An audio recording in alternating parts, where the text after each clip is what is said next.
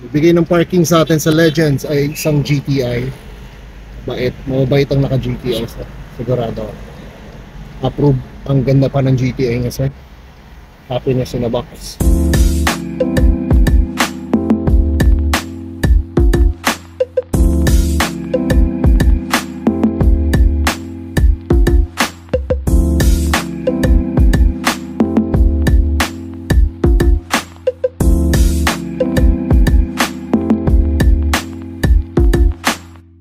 Guys, nakauwi ni Lancer. Yan, smooth and shiny na siya. Though I'm pretty sure maraming pa tayong gagawin, pero ang paint ay tapos na at latero. And honestly, I'm really happy. Thank you, Sir June. Pag kailangan nyo ng mura at swabing trabaho, kay June kayo. Doon lang siya sa may for the state. Grabe, oh. Ganda, ganda. Pero hindi naman tayo pang car show. Pero puta, ang ganda. Hindi masasabi.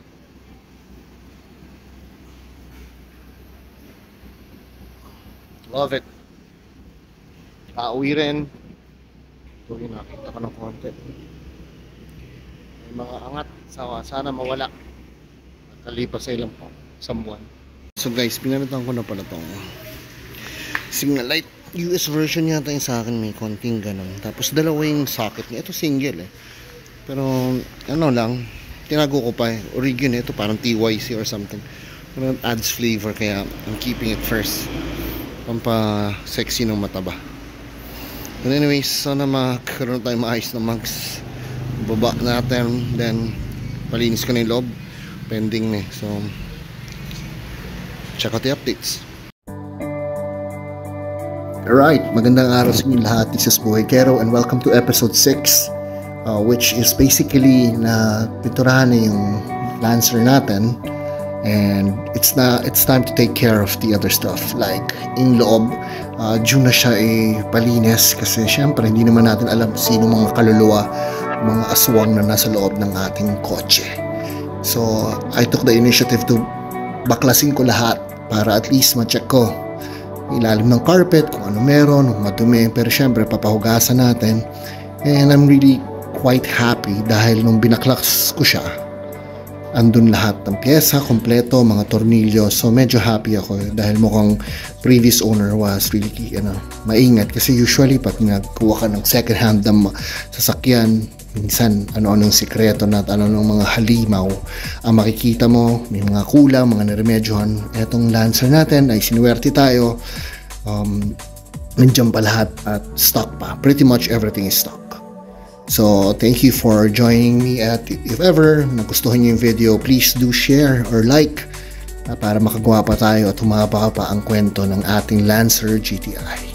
So let's check it out and stay for the whole episode. Thank you. Love you. Bye. Mga cockroach, kadiri. Yak. Pero urig pa yung takip. Pero makikita natin lahat ng sikreto. Ito, pinaayos natin ito eh. Para ayos na yan. Pipinturahan na lang natin. So, we have to get everything out. Ito, kailangan yata ng flat na ito. So, yun nga nabanggit ko, no? Yun na medyo maayos pa. So, tinanggal na namin yung carpet. Medyo worn out na rin yung carpet, pero everything looks good under it. I mean, hindi talaga bulok. So, impressive. So, masaya ako sa actually outcome din. Pero syempre, it needs a good brushing. Yun nga, diba? Hindi naman natin alam kung na-flood, pero definitely, hindi siya tinira na maraming insekto, hindi na baboy. So, medyo pangit lang, pero okay naman, all good.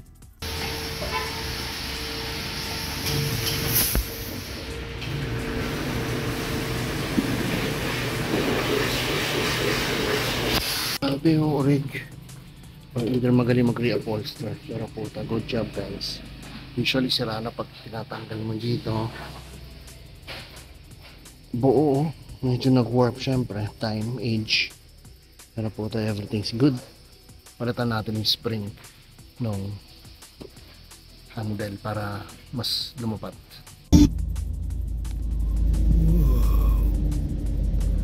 Fucking cool.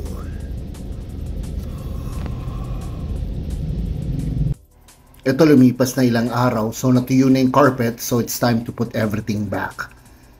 Actually, this part, tuwan-tuwa lang talaga ako kasi lahat ng mga minor details, like maliliit na plastic, na usually nawawala eh.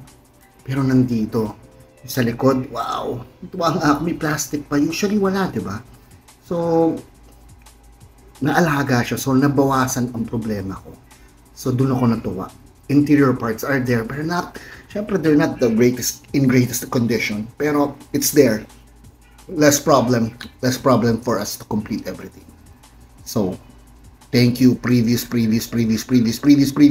owners. Yung parang ito? Ha? Wala, hindi niya tataka ko eh.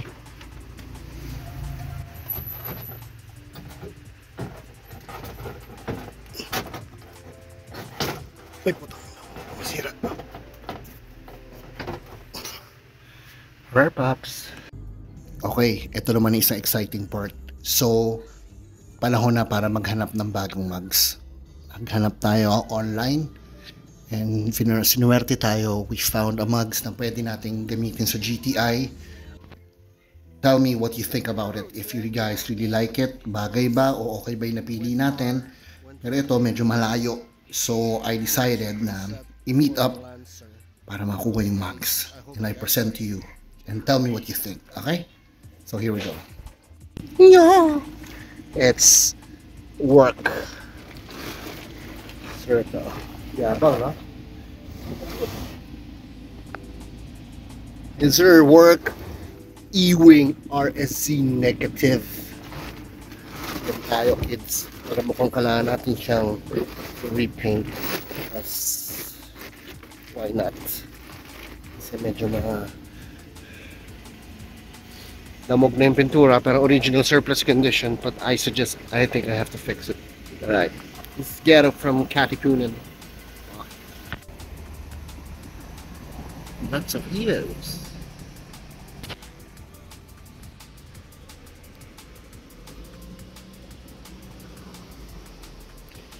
Apparently may ano dito, secret meats. Oh no. Layo ko naman.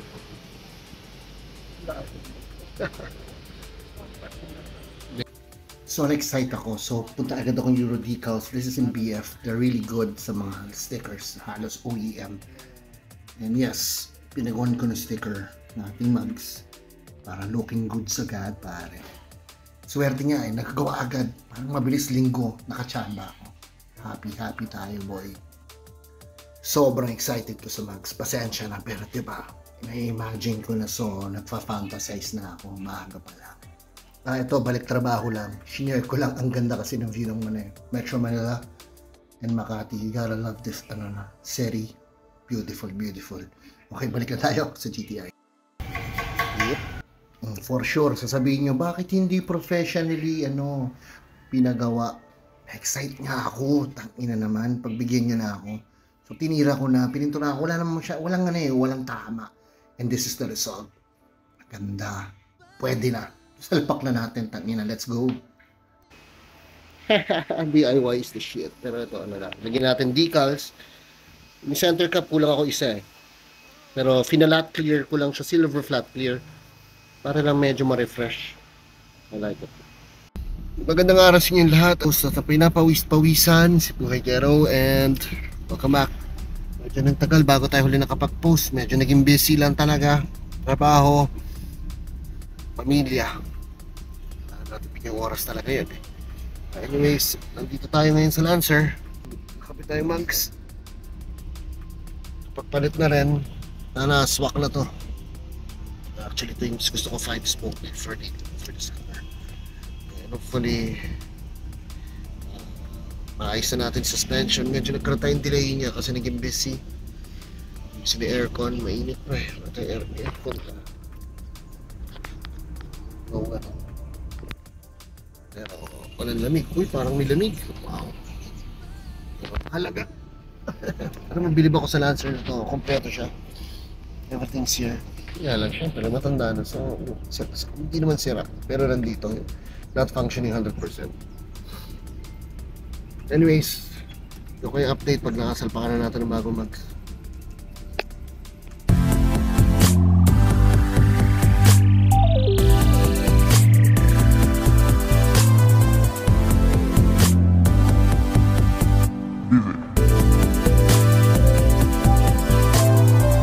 Oh, nagpalit na tayong mugs.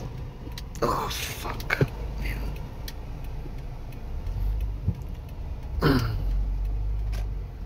It's the car sing awesomeness. I don't really know. Yeah, it's cool. So guys, yung mugs natin pala, it's an Work Ewing RSZ negative. 5 spokes, 17 by 7. So medyo pasok na, mas gusto natin yung specs. So what do you guys think? Maganda ba? Bagay ba? Does it bring out the classic look of the Lancer GTI? Anyways, the next part, kasi may masyado na mahaba, hindi na kayo manonood. So the next part is the suspension work, the dropping of the car. Tamang para makuha yung fitment. And we're, nasan tayo? Nasa drop shop. So guys, see you next episode. Sana panoorin nyo and support my channel so I could do more para sa ating mga beloved 90s car. Love the project. I'll see you guys on the next episode. Peace!